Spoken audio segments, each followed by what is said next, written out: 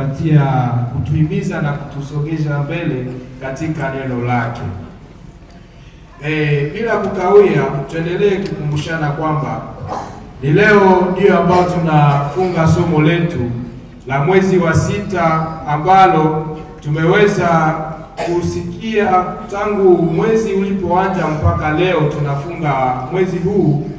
Na tukumbushe kwamba somo hili nilikuwa nasema kukimbia hadi mwisho ili kupata zawabu ya mbinguni. Haleluya!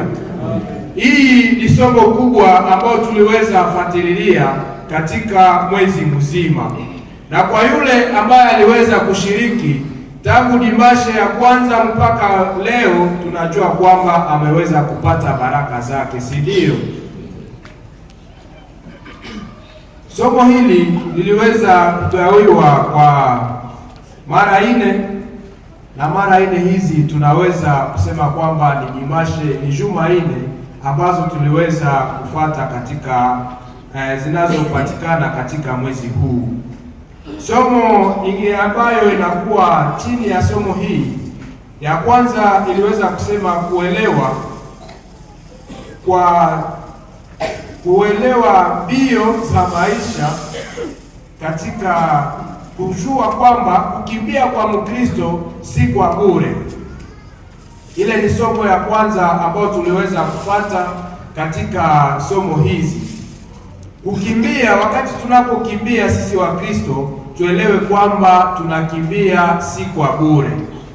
Somo lingine lilikuwa nasema kujua zawabu mbalimbali zilizowekwa kwa washindi.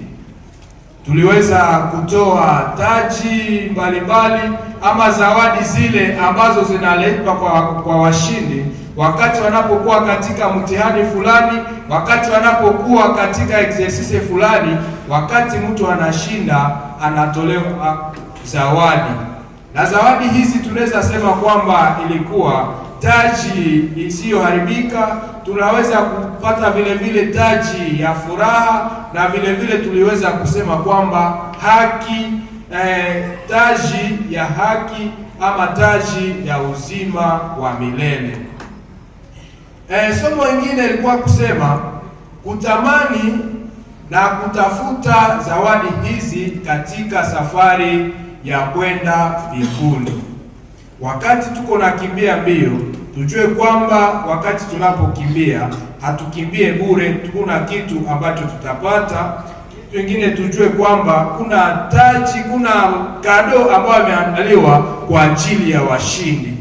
Alafu tukaendelea kuhimizana kwamba na kusema tuweze kutamani zawadi hizi ambazo tumeweza kuzisema. Kitu ingine ambayo ni kwa somo ya leo ya juma hii katika kukimbia mbio, tuliweza kupatiliwa somo ya kusema tuweze kueleza juu ya mambo yanayoweza acha mtu aweze kukataliwa katika safari ya kwenda mbinguni. Haleluya! Hii ni somo kubwa ambayo tunalifuata kwa leo. Somo tunasema kwamba inasema mambo yanayoweza acha ama yanayoweza kusababisha mtu aweze kukataliwa katika safari ya kwenda mbinguni. Wapendwa, wakati tunapokuwa katika kuse, tujue kwamba kuna masharti ambayo tunaweza kuyafata na kuna yale ambayo tunayoyaweza kuyaacha ili tuweze kuendelea katika kuse hii. Na kama tunakuwa katika safari, tusipoacha tabia hizi, tusipoacha yale ambayo yanaweza kuturudisha nyuma, hakika tutaweza kuishia njiani na hatutaweza kupata taji ambazo ni taji ya uzima, hatutaweza kupata zawabu ambayo ni zawabu ya uzima wa milele. Tutaweza kufungua Biblia zetu katika kitabu ya Wakorinto wa kwanza sura yake ya 9 mstari wa 24, tutaenda mpaka mstari ule wa 27. Wakorinto wa kwanza sura yake ya 9 mstari wa 24, tutaenda mpaka mstari ule wa 27. Na ni verse hii ambayo ilikuwa ikishindikiza teme yetu kubwa inayosema kukimbia mbio hadi ili tuweze kupata taji ya uzima wa milele. Kama tumepata, tutaweza kusoma katika jina la Yesu Kristo. Hamjui ya kuwa wale wanaopiga mbio katika mashindano wote wanapiga mbio, lakini mmoja anapokea zawadi. Pigeni mbio maana hii ili mpate, na kila mtu anayeshindana ana kiasi katika maneno yote. Basi wanafanya hivi kusudi wapate taji ya kuharibika, lakini sisi tupate taji isiyoharibika. Basi mimi napiga mbio hivyo hivyo, si kama ovyo. Ninapigana si kama mwenye kupiga hewa, lakini ninatesa mwili wangu na kutumikisha, isiwe nikikwisha kuhubiri wengine, mimi mwenyewe niwe mtu wa kukataliwa. Ni neno la Bwana. Amina. Amen.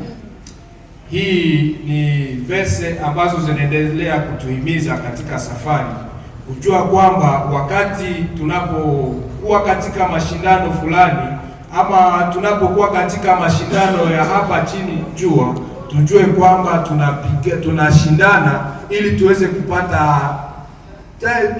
kupata vitu ambavyo vinaharibika. Lakini wakati tunapokuwa katika safari yetu ya kwenda mbinguni, tunaweza kupata taji isiyoharibika. Tufahamu ya kwamba safari ya kwenda mbingu ni safari ya imani. Wakati tunapopigana ili tuweze kufika mbinguni, tujue kwamba tuko katika safari ya imani, sababu tunaishi tukijua kwamba tutaweza kumwona Mungu siku zinazokuja. Katika safari yetu, katika imani yetu, tuendelee kukaza mwendo, tuendelee kusimama imara kila saa na kila siku katika imani yetu, ili tuweze kuendelea katika safari yetu. Na safari yetu hii inahitaji kuweza kutii Mungu pamoja na kuvumilia. Safari yetu ni ndefu, lakini ni safari ya imani, na katika safari hii tunaitwa kuweza kuvumilia mambo yote ama kila kitu ambacho tutaweza kuta njiani, sababu tukiweza kuhangaisha roho zetu, tukiweza kubabaika katika roho zetu, tutashindwa kuendelea mbele. Tunaitwa kuvumilia, na vile vile tujue kwamba si kila mtu anayeanza safari hii ndiye anayeweza kuimaliza. Tunaweza anja safari, tunaanza safari sijui ya kutoka hapa mpaka fasi fulani, lakini tunatembea katika safari ile na tujue kama tutafika ama kama hatutafika. Lakini safari yetu ya kwenda mbinguni, sababu ni safari ya imani, tunaenda tukihakikisha kwamba tunaenda wapi? Tunaenda mbinguni. Biblia inaendelea kutuonesha kwamba kuna tabia na mambo ambayo tunayoweza kuyafanya ama kuyafahamu ili tuweze kuwa watu wa kuweza kufika mbinguni, ama ili tusiweze kukataliwa. Namna gisi somo yetu inasema kuna mambo ambayo yanaweza kuacha tuweze kukataliwa katika safari yetu. Kwa wale waliokuwa siku iliyopita, tuliweza kusema kwamba kukataliwa ni kuweka kando, kuweka pembeni na wengine. Alafu katika safari yetu, wakati tunapoenda mbinguni, tujue kwamba kuna mambo ama kuna tabia zile ambazo zinazoweza kusababisha tusiweze kuendelea katika safari yetu ya kwenda mbinguni. Tutaweza kutaja tabia hizi bila kupona muda, na wakati tutakuwa tukitaja tabia hizi zitaendelea kutupatia picha ya namna gisi tunavyoweza kutembea katika safari yetu ya kwenda mbinguni. Katika safari kunakuwa madirektive ambazo watu wanawapatia. Tunapoenda katika njia ya kwenda Butembo, wanatuambia wakati umefika Mubusendo usiweze kushuka gari na kwenda ovyo ovyo. Ama tunapoenda fasi fulani wanatuambia hapa tunatembea hivi na hivi, ni ili tusiweze kuanguka katika mtego ambayo inayoweza kusababisha safari yetu iishie njiani. Alafu kitu ya kwanza ambayo inayoweza kusababisha mtu aweze kukataliwa katika safari ya kwenda mbinguni ni kuishi katika dhambi, na wakati tunapoishi katika ile dhambi tunakataa kutubu. Amina. Mtu anayeishi katika dhambi na dhambi ile anashindwa kutubu, ama dhambi ya bila kutubiwa, ile inaweza kusababisha mtu aweze kubakia njiani, aweze kukataliwa katika safari. Ijapokuwa umeweza kuanza safari vizuri na unaendelea mzuri, lakini sababu kuna tabia fulani ambayo umeiacha ndani ya roho yako, ile inaweza acha unashindwa endelea mbele. Tuseme kwamba hii ni hali ya mtu anayeendelea kutenda dhambi kwa makusudi, naye hataki kuziacha na kurudilia Mungu kwa tabia hii, ama hawezi kurudilia Mungu kwa ukweli. Wakati tunapoishi tunatenda dhambi kwa makusudi, tunatenda kazi ya Mungu katika kanisa, lakini na tunaweka tabia zetu mbaya ambazo zinatoka nyumbani. Tabia zetu ambazo tunashindwa ziacha, tunazificha ndani mwetu, ijapokuwa tunafanya kazi ya Mungu. Hii inaweza sababisha tunaweza kuishia njiani na tunashindwa endelea mbele. Tunapomtumikia Mungu tuweze kuelewa kwamba kuna vitu tunaweza kumtumikia yeye peke yake, na vile vitu ambavyo vinavyoweza kutukatisha katika safari yetu tunaviweka kando na tunaendelea mbele. Tulisema kwamba katika safari yetu ya kwenda mbinguni tunaitwa kuweza kutupa mizigo yote ambayo inayoweza kuleta kilo kwetu, inaacha tunashindwa tembea. Safari yetu ya kwenda mbinguni haihitaji vitu ambavyo itaacha tunashindwa tembea. Haleluya. Tunaitwa kuweza kuacha tabia hizi mbaya, tuweze kuishi, tuone namna gani tutaweza kutubu dhambi hizi zinazoweza kuacha tunashindwa endelea mbele. Na tabia hizi tunaweza kusema ulevi, kusema uongo, kuishi zile tabia dhambi zote ambazo tunazoweza kuziona, zile zinaweza kusababisha tunaweza kubaki katika safari ya kwenda mbinguni. Kitu ya pili, tabia ya kutokutii neno la Mungu. Tuliweza kusoma neno la Mungu kusema kwamba kutii inapita zawabu ama inapita sadaka ambayo tunayoweza kuitoa. Yaani wakati tunapotoa sadaka kama hatutii Mungu, ile inakufa bure, na hii inaweza acha tunashindwa tembea katika safari yetu ya kwenda mbinguni. Tuliweza kusoma neno la Mungu na kusema kwamba Biblia inasema tuweze kuweka maneno ambayo tunayoyasikia katika Biblia, tuiweke kwa matendo.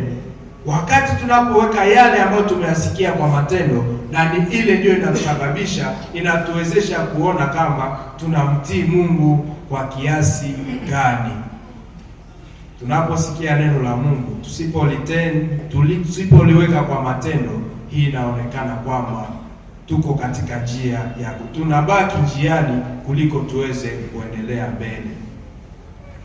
Kitu kingine ambacho kinaweza kuacha tunabaki katika safari yetu ya kwenda mbinguni ni kuacha imani na kuweza kurudia nyuma. Wapendwa, kuna watu walioanja vizuri katika safari ya imani.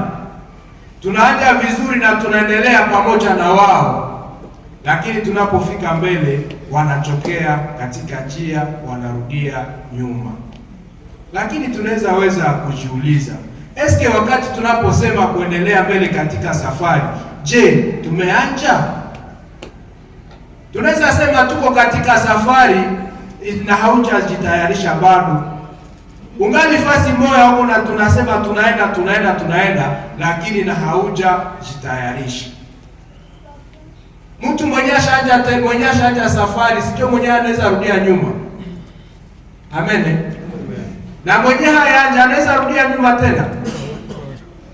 Tunaitwa kuweza kuanza safari yetu pamoja, na ili tuweze kuendelea mbele, tusiweze kurudi nyuma. Biblia inasema, lakini mwenye haki ataishi kwa imani. Mungu anataka watu wanaoendelea mbele. Anataka tuweze kuendelea katika safari yetu.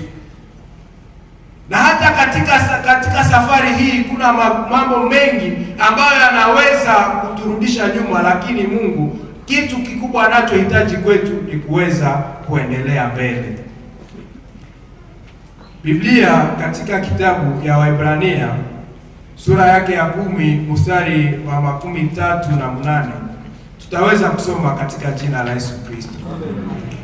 Biblia inasema hivi, lakini mwenye haki ataishi kwa imani, naye kama akirudi nyuma, roho yangu haina furaha naye. Katika safari yetu ya kwenda mbinguni, unaporudi nyuma, Mungu hafurahii jambo hili. Sababu kitu ambacho anafurahi katika verse ya 39 nasema, lakini sisi watu wa kurudi, lakini sisi si watu wa kurudi nyuma kwa kupotea, lakini sisi ni pamoja nao walio na imani ya kuokoa roho zetu. Amen. Mungu wakati anapoona tunaendelea vizuri katika imani, ni hapo ndipo roho yake inafurahi, na ni hapo ndipo anaweza kutia maprotection ambazo anazitia kwa ajili yetu ili tusiweze kurudi nyuma. Tunatembea katika safari yetu, Mungu anatia maprotection kwa pembeni yetu na tunaendelea mbele katika imani. Kitu kingine tujue kwamba katika safari yetu kuna wakati tunapoishi tukipenda dunia hii, inakuwa jambo kubwa ambayo inaweza kusababisha safari yetu iishie mbinguni. Tuliweza kusema kwamba hapa duniani mahali tuko kwa leo ni mahali ambapo tunapumzikia. Na wakati tunapopumzikia mahali hapa, yaani kuna mahali ambapo tunakwenda. Tunaenda mbinguni wapendwa. Hii mambo yote tunayoyaona hapa chini ya jua yasiweze kutuafole. Tusiyapende, sababu ni ile ndio inasababisha safari yetu iweze kuishia njiani. Wanasema mahali kwa kupumzikia kuna pumzikishaka, lakini hakufikishake mahali mtu anaenda. Tuko chini ya jua mahali hapa. Kuna mambo mengi na kuna vitu vingi ambavyo vinafurahisha macho yetu, ambavyo tukivifaa vinafurahisha mili zetu, lakini tuweze kukumbuka kwamba kuna mahali ambapo tunakwenda. Mahali hapa hatujafika bado, hapana. Tunaenda mbinguni. Na tukipenda mambo ambayo yanakuwa mahali hapa, tujue kwamba safari yetu itaweza kuishia hapa na alafu tunashindwa endelea. Mungu anapenda tuweze kuendelea mbele. Tusiweze kupenda ulimwengu. Hii ulimwengu itateketezwa. Ulimwengu huu utaweza kuchoma moto, lakini yeye atakayedumu mpaka mwisho atafanya nini? Ataokolewa. Mambo yote tunayoyaona, vitu vyote tunavyovitenda mahali hapa, tuweze kuachana na vile ambavyo vinatusababisha safari yetu iweze kuishia njiani. Kupenda pesa, kupenda vyeo na kupenda mengine haiko mbaya, lakini tuvipende kwa kiasi, visiache tunabaki katika safari ya kwenda mbinguni. Tuvipende kwa kiasi, na hapo Mungu ataweza kututia nguvu na tutaweza kuendelea mbele pamoja na yeye. Kitu ambayo inayoweza kuacha safari yetu inaishia njiani ni kiburi. Wakati tunapokuwa na kiburi, hii inakuwa mtego mkubwa ya shetani ambaye anatumia ili tuweze kubaki katika safari yetu ya kwenda mbinguni. Wakati tunakuwa na kiburi, mtu anajikuta umekuwa mkubwa kuliko wengine, unashindwa kusikia makosea ambazo unapatiliwa. Hii iliacha shetani anatupwa kutoka mbinguni. Aliweza kuona kama na yeye anaweza kufanya vyote ambavyo Mungu anavifanya, na Mungu alifanya nini? Alimshusha, na ni hapo ndipo tunateseka. Lakini Mungu anatuita kwa leo tuweze kuacha kiburi, tuweze kujitia kwa nafasi za wengine. Kama mtu amekuwa pembeni yake, usione kama wewe ni mkubwa kuliko yeye. Wakati unapoona kama umekuwa mkubwa kuliko yeye, ujue kwamba uko njia ya kurudia nyuma na uko karibu kukataliwa katika safari yetu ya kwenda mbinguni.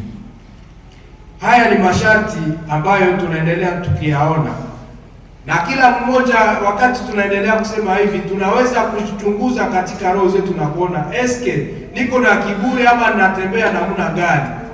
Kwa mambo haya yote hakuya kwa chenye kinanikamata ili niweze kubaki katika safari yetu.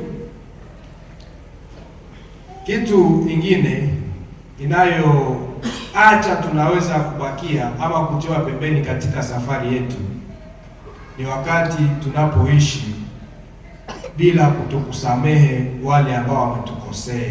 Amen. Wapendwa, wakati tunapoishi na tunaweza kufunga wengine katika roho zetu.